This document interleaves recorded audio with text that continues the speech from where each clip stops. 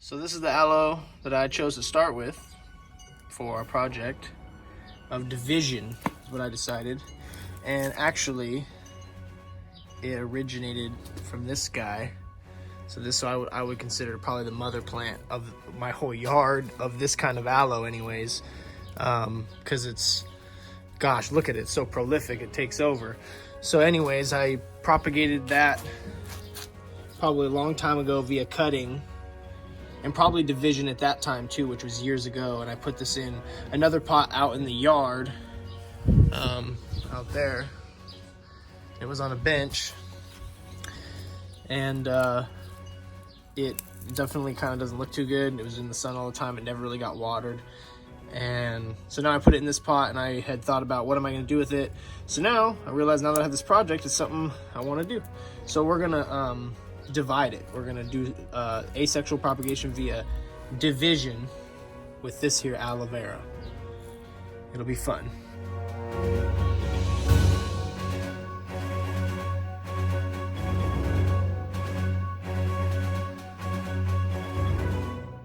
So here we are, we're putting a little bit of soil in the bottom to start with. The only reason why I'm going with a little bit, obviously, is because I feel if we don't, there's not enough room to put the actual root system of what we're going to divide into the pot.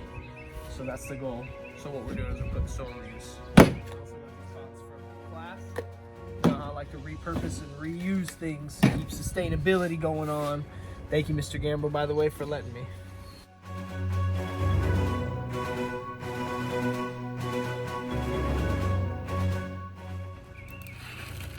Bunch of weeds growing in there. Well, actually, yeah, just a bunch of weeds, but what's a weed really, guys? It's called a plant out of place. I feel like these are perfectly in place. What is this weed? So we're cleaning it up to get a better visual on our specimen. To try to not transplant weeds if I can, but I mean, a lot of them, I mean, they're still growing in there. There's probably a seed bank now, but that's okay. I'm trying to just kind of make it look pretty for now, you know? So the goal here is to get about 5 out of it, because I got 5 pots. I'm looking at it, about 5. I see this one big boy right here. Maybe come off with some of these little guys. This guy will probably come off down here with maybe a little guy. This guy, so that's 3, 4 for sure we'll get. So, I mean, we'll try to get 5 out of it. After further investigation, I had realized that I think that this big boy, at least, for sure is gonna have to go into something bigger. And I figure, why not give it a lot of space over time? I mean, I put a lot of perlite in here. I'm gonna throw some earthworm casings and all these for sure, but a lot of perlite, you know, gotta keep that good aeration. I added a bunch of extra to some already potting soil mix, so.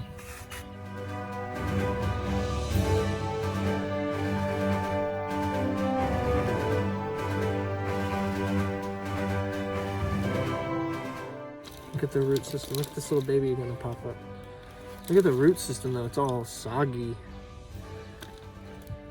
needs to go in some better soil. Something I learned in Mr. Gamble's class is you don't want to let things J-root too much, so I'm just gonna kind of set it in there and let it kind of just do its thing and push some soil around it here.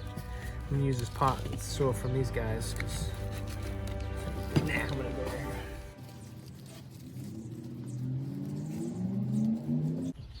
So that'll be 1.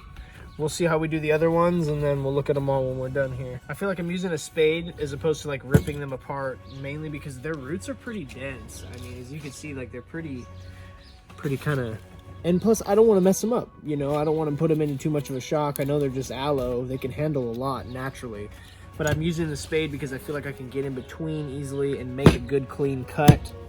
And I mean, there's tons of roots. I mean, there's still roots on each section. That's what's most important from my understanding. I decided that we're going to do these guys next because and maybe we're not going to get as many out of it as we had decided, but because we're going to salvage its uniqueness and its density. So these guys do like growing kind of tight, so I'm going to keep these guys, I think, in one and let this guy turn into another, you know.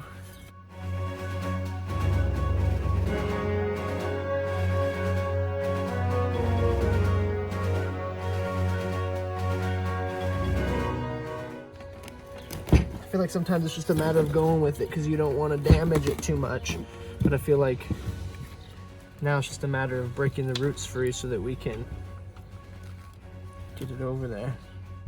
Here's the big boy. Just gonna go in there and kind of support it. I'm gonna keep these guys together, I think. Or should I? Nope, we're not going to. We're gonna get more out of it. Put a little earthworm castings just because it's a minor nutrient. It's just nitrogen only. It's a 0.800, so it's really minor. But also I feel like it helps kind of just pull the soil together at the same time, kind of letting it break into a more natural type of soil. I don't know how to describe it really. I feel like it helps condition the soil essentially. Along with the perlite, I feel like gives it drainage, proper drainage, you know. I got 4 so far. I'm gonna do this one anyways, just for the heck of it. These, my wife likes to do little cuttings, so I'm gonna give her these so she can let them callus and start rooting on their own after they callus at the base. So here we go, we got 5. We got 1 big boy, a couple little baby pups still hanging on there. I didn't want to rip them off. I figured they'll come through. It'll be a full-bodied thing, you know, hopefully Frankenstein. And then we got our other guys. 2 littler guys ended up being, but we definitely got a assortment here. I kind of left this guy on there because I felt like it kind of adds an artistic twist if they come out at a V. I guess I could make this come over a little bit more, but other than that, yeah. Look at these pots, they break, they're a little sun-beaten, but they were free, like I said, they're repurposed, they'll work for this purpose for sure. Because we're just gonna get them big, and then most likely plant them in someone's yard or our yard, or I don't really know for sure. But this was a lot of fun. This has been asexual propagation via division. What you doing? Moving these plants. Why? Then you get some water and some shade. ASAP? ASAP.